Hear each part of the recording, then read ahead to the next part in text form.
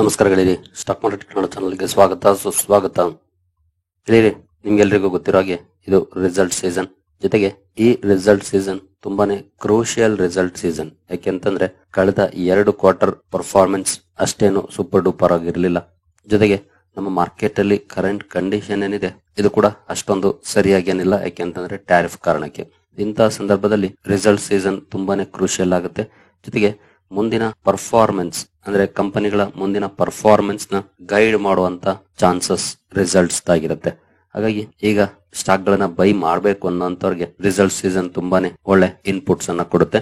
ಯಾವ ಸ್ಟಾಕ್ ಅನ್ನ ಬೈ ಮಾಡಬೇಕು, ಯಾವ್ದನ್ನ ಅವಾಯ್ಡ್ ಮಾಡಬೇಕು ಅಂತ. ಈ ನಿಟ್ಟಿನಲ್ಲಿ ನಾವು ಈ ವಿಡಿಯೋದಲ್ಲಿ ಒಂದಷ್ಟು ವಿಚಾರವನ್ನ ತಿಳ್ಕೊಳ್ಳುವಂತ ಪ್ರಯತ್ನ ಮಾಡೋಣ. ಖಂಡಿತ ತುಂಬಾನೇ ಇಂಪಾರ್ಟೆಂಟ್ ಆಗಿರುವಂತ ವಿಚಾರ ಆಗಿರುತ್ತೆ. ಯಾಕೆಂತಂದ್ರೆ ಈ Q4 ಎಲ್ಲಿ ಬೆಟರ್ ಪರ್ಫಾರ್ಮೆನ್ಸ್ ಬರಬಹುದು, ಹಾಗೆ ಎಲ್ಲಿ ಅಂಡರ್ ಪರ್ಫಾರ್ಮೆನ್ಸ್ ಬರಬಹುದು ಅನ್ನೋದ್ರ ಬಗ್ಗೆ ಕೆಲವು ಅನಲಿಸ್ಟ್ ಗಳು ಒಂದಷ್ಟು ಮಾಹಿತಿಯನ್ನ ಕೊಡ್ತಾ ಇದ್ದಾರೆ. ಆ ಮಾಹಿತಿಯನ್ನ ನಾನು ನಿಮ್ ಜೊತೆ ಹಂಚ್ಕೊಳ್ತಾ ಇದ್ದೀನಿ. ಇದನ್ನ ನೀವು ತಿಳ್ಕೊಂಡ್ರೆ ಖಂಡಿತ ಈ ಸೆಕ್ಟರ್ಸ್ ಅನ್ನ ನಿಮ್ಮ ವಾಚ್ ಲಿಸ್ಟ್ ಅಲ್ಲಿ ಇಟ್ಕೊಂಡ್ರೆ ಆ ಸೆಕ್ಟರ್ ಅಲ್ಲಿ ಕೆಲಸ ಮಾಡುವಂತ ಕಂಪನೀಸ್ ಏನಾದ್ರು ನಿಮ್ಮ ಪೋರ್ಟ್ಫೋಲಿಯೋದಲ್ಲಿದ್ರೆ ಅವುಗಳ ರಿಸಲ್ಟ್ ಅನ್ನ ನೋಡಿ ನೆಕ್ಸ್ಟ್ ಅದೇ ಷೇರುಗಳನ್ನ ಆಡ್ ಮಾಡೋದಾಗ್ಬೋದು, ಅಥವಾ ಅದೇ ಸೆಕ್ಟರ್ ಅಲ್ಲಿ ಕೆಲಸ ಮಾಡುವಂತ ಬೇರೆ ಷೇರುಗಳನ್ನ ಬೈ ಮಾಡೋದಾಗ್ಬೋದು, ಮಾಡೋದಕ್ಕೆ ಈಸಿ ಆಗ್ಬೋದು. ಜೊತೆಗೆ ಅಂಡರ್ ಪರ್ಫಾರ್ಮ್ ಮಾಡಬಹುದು ಅನ್ನುವಂತ ಷೇರುಗಳನ್ನ ಅವಾಯ್ಡ್ ಮಾಡ್ಲಿಕ್ಕೂ ಕೂಡ ಸಾಧ್ಯ ಆಗುತ್ತೆ. ನೋಡೋಣ, ಒಂದಷ್ಟು ವಿಚಾರವನ್ನ ತಿಳ್ಕೊಳ್ಳೋಣ. ಮೊದಲಿಗೆ ಡಿಸ್ಕ್ಲೇಮರ್ ಕೊಡ್ಲಿಕ್ಕೆ ಇಷ್ಟಪಡ್ತೀನಿ. ಇಲ್ಲಿ ಉದಾಹರಣೆಗಾಗಿ ಕೆಲವು ಷೇರುಗಳನ್ನ ಮೆನ್ಷನ್ ಮಾಡಬಹುದು. ಆ ಯಾವುದೇ ಸ್ಟಾಕ್ ಅನ್ನು ಕೂಡ ನಾನು ರೆಕಮೆಂಡ್ ಮಾಡ್ತಿಲ್ಲ.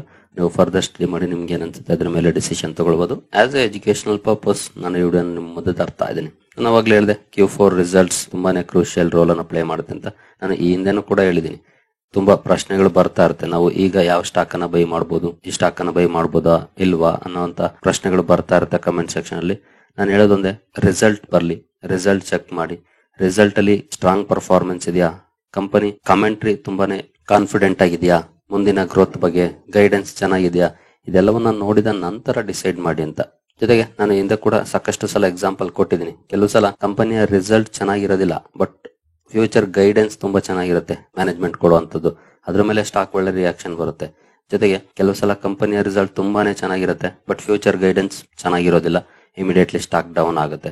ಅದಕ್ಕೆ ಬೆಸ್ಟ್ ಎಕ್ಸಾಂಪಲ್ ಅಂತಂದ್ರೆ ವಿಪ್ರೋ. ಮೊನ್ನೆ ತಾನೇ ನಾವು ರಿಸಲ್ಟ್ ನೋಡಿದ್ವಿ, ರಿಸಲ್ಟ್ ಚೆನ್ನಾಗಿತ್ತು, ಬಟ್ ಫ್ಯೂಚರ್ ಗೈಡೆನ್ಸ್ ಬಗ್ಗೆ ಡಿ ಗ್ರೋತ್ ಅನ್ನ ಹೇಳ್ತು company. Next quarter D growth ಇರಬಹುದು ಅಂತ. ಇಂತಹ ಸಂದರ್ಭದಲ್ಲಿ ಇಮಿಡಿಯೇಟ್ಲಿ ಸ್ಟಾಕ್ ಕ್ರಾಶ್ ಆಯ್ತು 4%. ಕರೆಂಟ್ ಕ್ವಾರ್ಟರ್ ರಿಸಲ್ಟ್ ಚೆನ್ನಾಗೇ ಇತ್ತು, ಬಟ್ ಮುಂದಿನ ಕ್ವಾರ್ಟರ್ ಡೌನ್ ಇರಬಹುದು ಅನ್ನೋ ಎಕ್ಸ್ಪೆಕ್ಟೇಷನ್ ಕೊಟ್ಟ ತಕ್ಷಣ ಸ್ಟಾಕ್ ಡೌನ್ ಆಯ್ತು. ಈ ರೀತಿಯ ರಿಯಾಕ್ಷನ್ ಗಳು ಕೂಡ ನೋಡ್ಲಿಕ್ಕೆ ಸಿಗ್ತಾ ಇರುತ್ತೆ. ಹಾಗಾಗಿ ರಿಸಲ್ಟ್ ಗೆ ಯಾವ ರೀತಿ ರಿಯಾಕ್ಷನ್ ಬರುತ್ತೆ, ರಿಸಲ್ಟ್ ಹೇಗಿರುತ್ತೆ ನೋಡಿ ಡಿಸಿಷನ್ ತಗೊಳ್ಳೋದು ಬೆಟರ್ ಆಗುತ್ತೆ. ಹಾಗಾದ್ರೆ ಇಲ್ಲಿ ಎಕ್ಸ್ಪೆಕ್ಟೇಷನ್ಸ್ ಏನೆಲ್ಲ ಇದೆ, ಯಾವ ಸೆಕ್ಟರ್ ಚೆನ್ನಾಗಿ ಪರ್ಫಾರ್ಮ್ ಮಾಡಬಹುದು ಅನ್ನೋಂತ ಎಕ್ಸ್ಪೆಕ್ಟೇಷನ್ ಇದೆ, ಹಾಗೆ ಯಾವ ಸೆಕ್ಟರ್ ಅಂಡರ್ ಪರ್ಫಾರ್ಮೆನ್ಸ್ ಅನ್ನ ಮಾಡಬಹುದು ಅನ್ನೋಂತ ಎಕ್ಸ್ಪೆಕ್ಟೇಷನ್ ಇದೆ ಅಂತ ನೋಡಿದ್ರೆ, ಮೊದಲು ಚೆನ್ನಾಗಿ ಪರ್ಫಾರ್ಮ್ ಮಾಡಬಹುದು ಅನ್ನೋಂತ ಎಕ್ಸ್ಪೆಕ್ಟೇಷನ್ ಇರುವಂತ ಷೇರುಗಳ ಬಗ್ಗೆ ತಿಳ್ಕೊಳ್ಳೋಣ. ಅದು ಮೊದಲನೇದಾಗಿ ಬ್ಯಾಂಕ್ಸ್ ಹಾಗೂ NBFCs. ಬ್ಯಾಂಕಿಂಗ್ ಸೆಕ್ಟರ್ ಅಲ್ಲಿ ಒಳ್ಳೆ ಪರ್ಫಾರ್ಮೆನ್ಸ್ ಇರಬಹುದು ಅನ್ನೋಂತ ಎಕ್ಸ್ಪೆಕ್ಟೇಷನ್ಸ್ ನೋಡ್ಲಿಕ್ಕೆ ಸಿಗ್ತಾ ಇದೆ. ಅದರಲ್ಲೂ ಹಲವು ಅನಲಿಸ್ಟ್ ಗಳು ಇಲ್ಲಿ ರಿಸಲ್ಟ್ ಚೆನ್ನಾಗಿರ್ಬೋದು ಅಂತ ಹೇಳ್ತಿದ್ದಾರೆ. ನಿಮ್ಗೆ ಗೊತ್ತಿರೋ ಹಾಗೆ ನಾಳೆಯಿಂದ ಅಫಿಷಿಯಲ್ ಆಗಿ ಬ್ಯಾಂಕಿಂಗ್ ಕಂಪನಿಗಳ ರಿಸಲ್ಟ್ ಶುರುವಾಗುತ್ತೆ. ನಾಳೆ ಗೊತ್ತಾಗುತ್ತೆ ನಮ್ಗೆ, ಯಾಕಂದ್ರೆ ನಾಳೆ 3 ಬ್ಯಾಂಕ್ ಗಳ ರಿಸಲ್ಟ್ ಇದೆ. ಒಂದು HDFC ಬ್ಯಾಂಕ್, ಎರಡನೇದು ICICI ಬ್ಯಾಂಕ್, ಮೂರನೇದು ಯೆಸ್ ಬ್ಯಾಂಕ್. 3 ಬ್ಯಾಂಕ್ ಗಳ ರಿಸಲ್ಟ್ ನಾಳೆ ಇದೆ. ಬ್ಯಾಂಕಿಂಗ್ ಸೆಕ್ಟರ್ ಅಲ್ಲಿ ಒಳ್ಳೆ ಪರ್ಫಾರ್ಮೆನ್ಸ್ ಇರಬಹುದು ಅನ್ನೋಂತ ಎಕ್ಸ್ಪೆಕ್ಟೇಷನ್ ಇದೆ. ಜೊತೆಗೆ NBFCs ಬ್ಯಾಂಕಿಂಗ್ ನಂಬರ್ಸ್ ಅನ್ನು ಕೂಡ ಬೀಟ್ ಮಾಡಬಹುದು ಅನ್ನೋಂತ ಎಕ್ಸ್ಪೆಕ್ಟೇಷನ್ಸ್ ಇದೆ. ಎಸ್ಪೆಷಲಿ ಅಸೆಟ್ ಕ್ವಾಲಿಟೀಸ್ ಇಂಪ್ರೂವ್ ಆಗಬಹುದು ಅನ್ನೋಂತ ಎಕ್ಸ್ಪೆಕ್ಟೇಷನ್ ಇದೆ. ಅಸೆಟ್ ಕ್ವಾಲಿಟಿ ಇಂಪ್ರೂವ್ ಆಗ್ಬೇಕು ಅಂತಂದ್ರೆ NPA ಕಡಿಮೆ ಆಗ್ಬೇಕು. NPA ಕಡಿಮೆ ಆದ್ರೆ ಅಸೆಟ್ ಕ್ವಾಲಿಟಿ ಇಂಪ್ರೂವ್ ಆಗೋದು. NPS ಅಲ್ಲಿ ಡೌನ್ ಫಾಲ್ ಬಂದು ಅಸೆಟ್ ಕ್ವಾಲಿಟಿ ಇಂಪ್ರೂವ್ ಆಗುವಂತ ಎಕ್ಸ್ಪೆಕ್ಟೇಷನ್ಸ್ ಅನ್ನ ಹಲವು ಅನಲಿಸ್ಟ್ ಗಳು ಕೊಡ್ತಾ ಇದ್ದಾರೆ. ಈ ಎರಡೂ ಸೆಕ್ಟರ್ ಚೆನ್ನಾಗಿ ಪರ್ಫಾರ್ಮ್ ಮಾಡಬಹುದು ಅಂತ ಹೇಳ್ತಿದ್ದಾರೆ. ಜೊತೆಗೆ ಬ್ಯಾಂಕ್ಸ್ ಹೋಲಿಸಿದ್ರೆ NBFCs ಅಲ್ಲಿ ಇನ್ನು ಒಳ್ಳೆ ಪರ್ಫಾರ್ಮೆನ್ಸ್ ಬರಬಹುದು ಅಂತ ಹೇಳ್ತಿದ್ದಾರೆ. ಅಂದ್ರೆ ನಿಮ್ಗೆ ಗೊತ್ತಿರಬಹುದು, ಸುಮಾರು ಜನರಿಗೆ NBFCs ಅಂದ್ರೆ ಯಾವ್ದು ಅಂತ ಗೊತ್ತಿಲ್ಲ. ಅಂದ್ರೆ ನಾನು ಹೇಳ್ತೀನಿ, NBFC full form non banking financial corporations. ಅಂದ್ರೆ ಇವರುಗಳು ಡೆಪಾಸಿಟ್ ಅನ್ನ ತಗೊಳ್ಳೋದಿಲ್ಲ, ಆದ್ರೆ ಲೋನ್ಸ್ ಅನ್ನ ಕೊಡ್ತಾರೆ. ಬ್ಯಾಂಕ್ಸ್ ಡೆಪಾಸಿಟ್ ಅನ್ನು ತಗೊಳ್ತಾರೆ, ಲೋನ್ಸ್ ಅನ್ನು ಕೊಡ್ತಾರೆ. Major difference. NBFCs ಅಲ್ಲಿ ನಿಮ್ಗೆ ಗೊತ್ತಿರೋ ಹಾಗೆ ಬಜಾಜ್ ಫೈನಾನ್ಸ್ ಬರುತ್ತೆ, ಮುತ್ತೂಟ್ ಫೈನಾನ್ಸ್ ಬರುತ್ತೆ, ಜಿಯೋ ಫೈನಾನ್ಷಿಯಲ್ ಸರ್ವಿಸಸ್ ಬರುತ್ತೆ. ಈ ರೀತಿಯ ಕಂಪನೀಸ್ ಬರುತ್ತೆ NBFCs ಅಲ್ಲಿ. ಅಂದ್ರೆ ಯಾವ ಕಂಪನಿ ಡೆಪಾಸಿಟ್ ಅನ್ನ ತಗೊಳ್ಳೋದಿಲ್ವೋ ಅದು NBFC ಆಗುತ್ತೆ. ಇದರಲ್ಲಿ ಇರುವಂತ ಮೇಜರ್ ಡಿಫರೆನ್ಸ್ ಅಂದ್ರೆ Muthoot finance, Bajaj finance, Shriram finance ಇವ್ಯಾವು ಕೂಡ ಡೆಪಾಸಿಟ್ ಅನ್ನ ತಗೊಳ್ಳೋದಿಲ್ಲ ಪಬ್ಲಿಕ್ಸ್ ಇಂದ. ಲೋನ್ ಪ್ರೊವೈಡ್ ಮಾಡ್ತಾವ ಪಬ್ಲಿಕ್ಸ್ ಅಷ್ಟೇ. ಡೆಪಾಸಿಟ್ ಅನ್ನ ತಗೊಳ್ಳೋದಿಲ್ಲ. But banks HDFC, ICICI, SBI ಇವೆಲ್ಲನೂ ಕೂಡ ಪಬ್ಲಿಕ್ಸ್ ಇಂದ ಡೆಪಾಸಿಟ್ ಕೂಡ ತಗೊಳ್ತವೆ, ಲೋನ್ ಕೂಡ ಪ್ರೊವೈಡ್ ಮಾಡ್ತವೆ. ಹಾಗಾಗಿ ಅವುಗಳು ಬ್ಯಾಂಕ್ಸ್ ಆಗ್ತವೆ, ಇವು NBFCs ಆಗುತ್ತೆ. ಈ ಎರಡು ಸೆಕ್ಟರ್ ಕೂಡ ಚೆನ್ನಾಗಿ ಪರ್ಫಾರ್ಮ್ ಮಾಡಬಹುದು ಅನ್ನೋಂತ ಎಕ್ಸ್ಪೆಕ್ಟೇಷನ್ಸ್ ಇದೆ. ಗೊತ್ತಾಗುತ್ತೆ ನಾಳೆ ರಿಸಲ್ಟ್ ಬಂದಾಗ ಯಾವ ರೀತಿ ಇರುತ್ತೆ ಅಂತ. ಜೊತೆಗೆ ನೀವು ಈಗಾಗಲೇ ನೋಡಿರ್ಬೋದು, ಎಸ್ಪೆಷಲಿ ಲಾಸ್ಟ್ 2-3 ಟ್ರೇಡಿಂಗ್ ಸೆಷನ್ ಅಲ್ಲಿ ಬ್ಯಾಂಕಿಂಗ್ ಅಂಡ್ NBFC ಸ್ಟಾಕ್ಗಳು ತುಂಬಾ ಒಳ್ಳೆ ಪರ್ಫಾರ್ಮೆನ್ಸ್ ಅನ್ನ ಕೊಡ್ತಾ ಇದಾವೆ. ನಿನ್ನೆ ಕೂಡ more than 2% rally banking sector ಅಲ್ಲಿ ನೋಡ್ಲಿಕ್ಕೆ ಸಿಕ್ಕಿದೆ. ಬಹುಶಃ ಇದೇ ಎಕ್ಸ್ಪೆಕ್ಟೇಷನ್ ಮೇಲೆ ಈಗಾಗಲೇ ಅಲ್ಲಿ ಇನ್ಸ್ಟಿಟ್ಯೂಷನ್ಸ್ ಬೈಯಿಂಗ್ ಅನ್ನ ಸ್ಟಾರ್ಟ್ ಕೂಡ ಮಾಡಿರ್ಬೋದು. Especially FIS last 3 trading session ಅಲ್ಲಿ ನೆಟ್ ಬೈಯರ್ಸ್ ಆಗಿದ್ದಾರೆ. ಅವರು ಕೂಡ ಹೆವಿ ವೇಟ್ಸ್ ಅನ್ನ ಬೈ ಮಾಡಿರುವಂತ ಚಾನ್ಸಸ್ ಇದ್ದೇ ಇರುತ್ತೆ. ನೋಡೋಣ, ರಿಸಲ್ಟ್ ನಾಳೆ ಬರುತ್ತೆ, ಗೊತ್ತಾಗುತ್ತೆ ನಮಗೆ ಬ್ಯಾಂಕಿಂಗ್ ಸೆಕ್ಟರ್ ಯಾವ ರೀತಿ ಪರ್ಫಾರ್ಮ್ ಮಾಡುತ್ತೆ ಅಂತ. ಇನ್ನು NBFCs ಕೂಡ ಮುಂದಿನ ದಿನಗಳಲ್ಲಿ ಬಂದೇ ಬರುತ್ತೆ. ಈಗಾಗಲೇ ನಿನ್ನೆ ಜಿಯೋ ಫೈನಾನ್ಷಿಯಲ್ ಸರ್ವಿಸಸ್ ಬಂದಿದೆ. ನೆಕ್ಸ್ಟ್ ವಿಡಿಯೋದಲ್ಲಿ ನಾನು ಅದನ್ನ ಕವರ್ ಮಾಡಿ ತಿಳಿಸ್ಕೊಡ್ತೀನಿ ಹೇಗಿದೆ ಅಂತ ಗೊತ್ತಾಗುತ್ತೆ ಆಗ. ಸೊ ಬ್ಯಾಂಕ್ಸ್ ಅಂಡ್ NBFC ಶೇರ್ಗಳನ್ನ ನಿಮ್ಮ ವಾಚ್ ಲಿಸ್ಟ್ ಅಲ್ಲಿ ಇಟ್ಕೊಳ್ಳಿ. ಈಗಾಗಲೇ ಯಾವ್ದಾದ್ರು ಶೇರ್ ಅಲ್ಲಿ ಇನ್ವೆಸ್ಟ್ ಮಾಡಿದ್ರೆ ರಿಸಲ್ಟ್ ಚೆಕ್ ಮಾಡಿ, ಚೆನ್ನಾಗಿತ್ತಾ, ನಿಮ್ಮ ಹತ್ರ ದುಡ್ಡು ಇದೆಯಾ, ಆಡ್ ಮಾಡುವಂತ ಪ್ರಯತ್ನವನ್ನ ಮಾಡಬಹುದು. ಇನ್ ಕೇಸ್ ಇನ್ವೆಸ್ಟ್ ಮಾಡಿಲ್ವಾ, ಯಾವ್ದಾದ್ರು ರಿಸಲ್ಟ್ ಚೆನ್ನಾಗಿತ್ತಾ, ಫಂಡಮೆಂಟಲಿ ಸ್ಟ್ರಾಂಗ್ ಇದೆಯಾ ಕಂಪನಿ, ಖಂಡಿತ ಅಂತವನ್ನ ಆಡ್ ಮಾಡ್ಲಿಕ್ಕೆ ಪ್ರಯತ್ನ ಪಡಬಹುದು. ಇನ್ನು ನೆಕ್ಸ್ಟ್ ಸೆಕ್ಟರ್ ಗೆ ಬರೋದಾದ್ರೆ ಕನ್ಸ್ಟ್ರಕ್ಷನ್, ಅದರಲ್ಲೂ ಇಂಜಿನಿಯರಿಂಗ್ ಹಾಗೂ ಕನ್ಸ್ಟ್ರಕ್ಷನ್ ಸೆಗ್ಮೆಂಟ್ ಅಲ್ಲಿ ಕೆಲಸ ಮಾಡುವಂತ ಕಂಪನೀಸ್ ಒಳ್ಳೆ ಪರ್ಫಾರ್ಮ್ ಮಾಡಬಹುದು ಅನ್ನೋಂತ ಎಕ್ಸ್ಪೆಕ್ಟೇಷನ್ಸ್ ನೋಡ್ಲಿಕ್ಕೆ ಸಿಗ್ತಾ ಇದೆ. ಇತ್ತೀಚಿನ ದಿನಗಳಲ್ಲಿ ಕನ್ಸ್ಟ್ರಕ್ಷನ್ ಆಕ್ಟಿವಿಟೀಸ್ ಜಾಸ್ತಿ ಆಗಿರೋ ಸುದ್ದಿಗಳು ಬರ್ತಿದೆ. ಹಾಗಾಗಿ ಇಲ್ಲೂ ಕೂಡ ಒಳ್ಳೆ ಪರ್ಫಾರ್ಮೆನ್ಸ್ ಬರಬಹುದು ಅನ್ನೋಂತ ಎಕ್ಸ್ಪೆಕ್ಟೇಷನ್ ಇದೆ. ಲೈಕ್ L&T, ಅಫ್ಕಾನ್ಸ್ ಇನ್ಫ್ರಾ, NCC ಇವೆಲ್ಲ ಕಂಪನೀಸ್ ಬರೋದೆ ಕನ್ಸ್ಟ್ರಕ್ಷನ್ ಅಲ್ಲಿ. ಕನ್ಸ್ಟ್ರಕ್ಷನ್ ಸೆಕ್ಟರ್ ಕೂಡ ಚೆನ್ನಾಗಿ ಪರ್ಫಾರ್ಮ್ ಮಾಡಬಹುದು ಅನ್ನುವಂತ ಮಾತುಗಳು ಕೇಳಿ ಬರ್ತಾ ಇದೆ. ಹಲವು ಅನಲಿಸ್ಟ್ ಇದ್ರ ಬಗ್ಗೆ ಕೂಡ ಪಾಸಿಟಿವ್ ರಿಪೋರ್ಟ್ಸ್ ಅನ್ನ ಕೊಡ್ತಿದ್ದಾರೆ. ನೋಡೋಣ ಯಾವ ರೀತಿ ಇರುತ್ತೆ ಅಂತ. ಇವುಗಳನ್ನು ಕೂಡ ಅಬ್ಸರ್ವ್ ಮಾಡಬಹುದು ಯಾವ ರೀತಿ ಇರುತ್ತೆ ರಿಸಲ್ಟ್ ಅಂತ. ನಂತರ ಸಿಮೆಂಟ್ ಸೆಕ್ಟರ್ ಕೂಡ ಒಳ್ಳೆ ಪರ್ಫಾರ್ಮೆನ್ಸ್ ಬರಬಹುದು ಅನ್ನೋಂತ ಎಕ್ಸ್ಪೆಕ್ಟೇಷನ್ಸ್ ಇದೆ. ಎಸ್ಪೆಷಲಿ ಕನ್ಸ್ಟ್ರಕ್ಷನ್ ಚೆನ್ನಾಗಿ ಪರ್ಫಾರ್ಮ್ ಮಾಡ್ತು ಅಂತಂದ್ರೆ ಅಬ್ವಿಯಸ್ಲಿ ಸಿಮೆಂಟ್ ಕೂಡ ಚೆನ್ನಾಗಿ ಪರ್ಫಾರ್ಮ್ ಮಾಡುತ್ತೆ. ಯಾಕಂದ್ರೆ ಕನ್ಸ್ಟ್ರಕ್ಷನ್ ಗೆ ಮೇಜರ್ ಆಗಿ ಸ್ಟೀಲ್ ಅಂಡ್ ಸಿಮೆಂಟ್ ಬಳಸ್ತಾರೆ. ಬಟ್ ಸ್ಟೀಲ್ ಅನ್ನ ನಾನು ಅವಾಯ್ಡ್ ಮಾಡ್ಲಿಕ್ಕೆ ಪ್ರಿಫರ್ ಮಾಡ್ತೀನಿ. ಬಿಕಾಸ್ ನಿಮ್ಗೆ ಗೊತ್ತಿದೆ ಈಗಾಗಲೇ ಕಾರಣ ಏನು ಅಂತ. ಇಂಟರ್ನ್ಯಾಷನಲ್ ಅನ್ಸರ್ಟನಿಟೀಸ್ ಸ್ಟೀಲ್ ಮೇಲೆ ಬಿಗ್ ನೆಗೆಟಿವ್ ಇಂಪ್ಯಾಕ್ಟ್ ಅನ್ನ ಮಾಡ್ತವೆ. ಹಾಗಾಗಿ ನಾನು ಯೂಶುವಲಿ ಸ್ಟೀಲ್ ಅನ್ನ ಅವಾಯ್ಡ್ ಮಾಡ್ತೀನಿ. ಬಟ್ ಸಿಮೆಂಟ್ ಸೆಕ್ಟರ್ ಕೂಡ ಹೆವಿ ಕಾಂಪಿಟೇಷನ್ ಇರುವಂತ ಸೆಕ್ಟರ್. ಬಟ್ ಇಲ್ಲೂ ಕೂಡ ಒಳ್ಳೆ ಪರ್ಫಾರ್ಮೆನ್ಸ್ ಬರಬಹುದು ಅನ್ನೋಂತ ಎಕ್ಸ್ಪೆಕ್ಟೇಷನ್ಸ್ ಇದೆ ಈ ಕ್ವಾರ್ಟರ್ಲಿ. ಇವುಗಳನ್ನು ಕೂಡ ಬೇಕಿದ್ರೆ ಸ್ಟಡಿ ಮಾಡಬಹುದು, ನಿಮ್ಗೆ ಬೆಸ್ಟ್ ಅನ್ಸುವಂತ ಕಂಪನೀಸ್ ಅನ್ನ. ನಂತರ speciality retail stores, especially urban speciality retail stores ಅಲ್ಲಿ ಒಳ್ಳೆ ಗ್ರೋತ್ ಅಥವಾ ಒಳ್ಳೆ ರಿಸಲ್ಟ್ಸ್ ನೋಡ್ಲಿಕ್ಕೆ ಸಿಗಬಹುದು ಅನ್ನೋಂತ ಎಕ್ಸ್ಪೆಕ್ಟೇಷನ್ಸ್ ಅನ್ನ ಕೊಡ್ತಿದ್ದಾರೆ. ಅಂದ್ರೆ ಪ್ರೀಮಿಯಂ ಕಂಪನೀಸ್, ಈ ಸ್ಪೆಷಾಲಿಟಿ ರಿಟೇಲ್ ಸ್ಟೋರ್ಸ್ ಅಂದ್ರೆ ಫಾರ್ ಎಕ್ಸಾಂಪಲ್ ನಾವು ಈ ಹಿಂದೆ ಒಂದು ವಿಡಿಯೋ ಮಾಡಿದ್ದೀನಿ, ಈಥೋಸ್ ಪ್ರೀಮಿಯಂ ವಾಚಸ್ ಅನ್ನ ಮಾರಾಟ ಮಾಡುವಂತ ಕಂಪನಿ.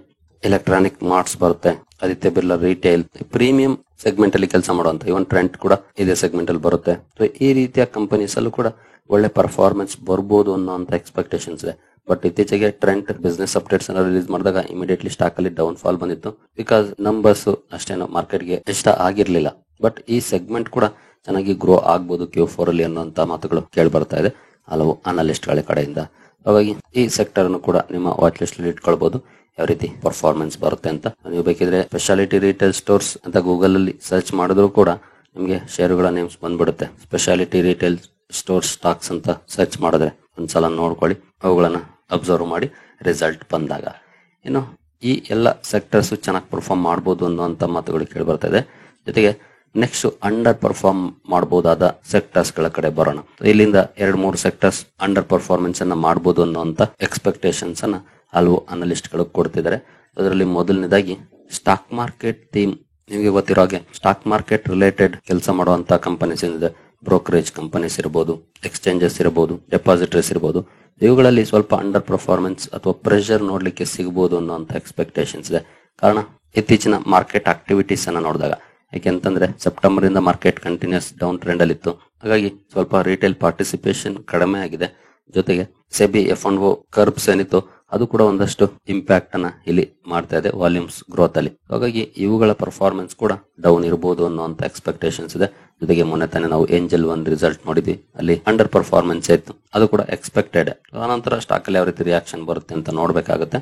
ಎಸ್ಪೆಷಲಿ ಏಂಜಲ್ 1 ಅಲ್ಲಂತೂ ನಿನ್ನೆ ಓಪನಿಂಗ್ ಡೌನ್ ಅಲ್ಲ ಆಯ್ತು, ಬಟ್ ಆನಂತರ ಒಳ್ಳೆ ರಿಕವರಿ ಕೂಡ ಕಂಡು ಬಂದು ಕ್ಲೋಸಿಂಗ್ ಕಂಡು ಬಂದಿದೆ. ಹಾಗಾಗಿ ಮಾರ್ಕೆಟ್ ಈಗಾಗಲೇ ಎಕ್ಸ್ಪೆಕ್ಟೇಷನ್ ಇಟ್ಕೊಂಡಿದೆ ಎಲ್ಲಿ ಡೌನ್ ಆಗ್ಬಹುದು ಅಂತ.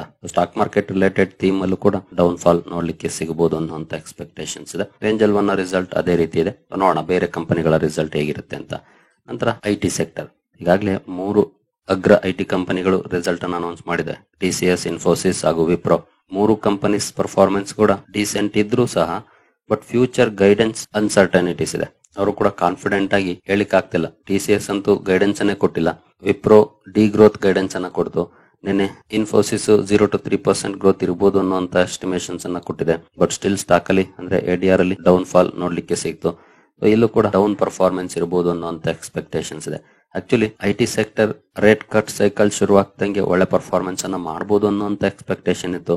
ಬಟ್ ಡೊನಾಲ್ಡ್ ಟ್ರಂಪ್ ಬಂದದನ್ನ ಹಾಳು ಮಾಡಿದ್ರು ಅಂತಾನೆ ಹೇಳ್ಬೋದು. ಯಾಕೆಂತಂದ್ರೆ ಟ್ಯಾರಿಫ್ ಅಂತ ಹಿಡ್ಕೊಂಡ್ ಕೂತ್ಕೊಂಡ್ರು.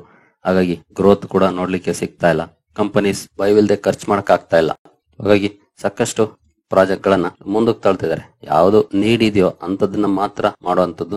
ಹಾಗಾಗಿ IT ಸೆಕ್ಟರ್ ಅಲ್ಲಿ ಸ್ಲೋ ಡೌನ್ ನೋಡ್ಲಿಕ್ಕೆ ಸಿಗ್ತಾ ಇದೆ.